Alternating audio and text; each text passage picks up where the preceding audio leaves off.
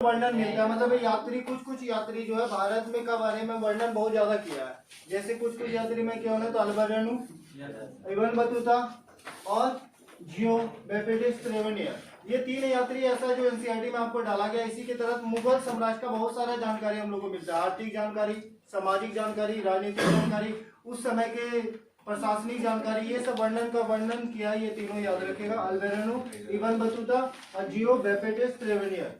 अल्बेरेनू 11वीं शताब्दी के थे। इनका जन्म उज्बेकिस्तान के ख्वारिज़ में 973 ईस्वी में हुआ था। अल्बेरेनू को काफी चीजों का जानकारी हासिल था। कुछ बात सीरियाई, फारसी, हिब्रू और संस्कृत भाषा के ये जानकार थे, लेकिन यूनानी भाषा के जानकार नहीं थे। लेकिन यूनान से काफी संबंध था इनका, फिर भी वो यूनान में इनके जानकार नहीं थे।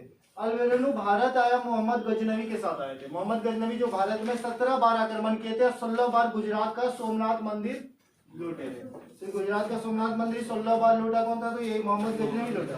और मोहम्मद गजनवी का ये गुलाम था अल्बेरेनू। अल्बेरेनू मतलब गुलाम समझते हैं, पहले आदमी का खरीद बिक्री होता है, तो वो गुलाम था। अल्बेरेनू जब भारत आया तो एक पुस्तक लिखा था, किताब-उल हिंद। यह पुस्तक अरबी भाषा में लिखा गया था, याद रखिएगा। दूसरा ये कुछ चीजों का ये अनुवाद भी किया, जैसे अल्बेरेनू जो था पतंजलि का व्याकरण अनुवाद किए थे अरबी भाषा में। दूसरा यूक्लिड का अनुवाद से ब्राह्मण लोगों के लिए संस्कृत भाषा में अनुवाद किए थे।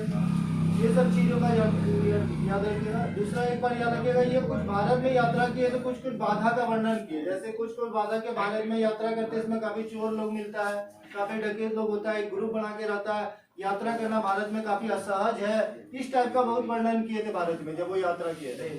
अब याद रखिए इब्न बतूता 14वीं सदी के थे। ये पुस्तक लिखे थे, जिस पुस्तक का नाम रेहला या किताब-उल रेहला कहा जाता है। रेहला याद रखिए, इनका जन्म कहाँ हुआ था? तो तेजियर में, मोरक्को में हुआ था। मोरक्को कहाँ है? तो अफ्रीका में है। ये थोड़ा लिख लीजिएगा,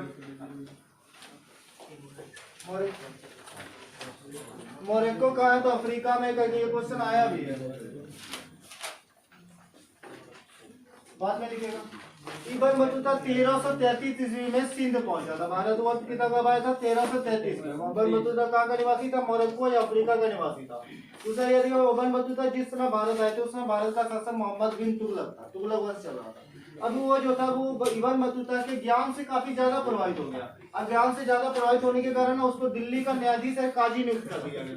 अब वो लगभग 18 महीना तक वो काजी और न्यायाधीश रहा।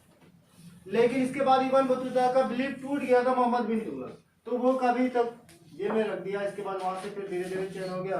इसके बाद वो राजदूत फिर बना, तो चीन भेजा गया, चीन नहीं पहुंच पाया राजदूत करने के समय।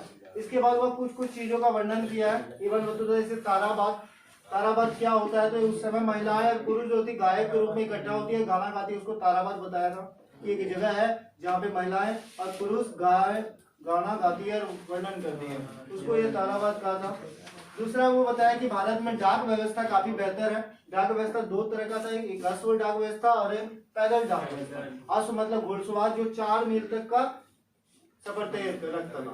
अब ये जो था उसको अश्व डाक व्यवस्था को उल्लुक कहा जाता था, और पैदल डाक व्यवस्था को दावा कहा जाता था, जो 3 मील तक दूरी को तय करता था। याद रखिएगा। अभी इब्न बतूता बताया भारत में 2 प्रकार का फसल काफी ज्यादा है, रबी और खरीफ। और ये जो फसल है ना, क्यों ज्यादा बेहतर तरीका से, कि भारत का भूमि जो है काफी उपजाऊ है।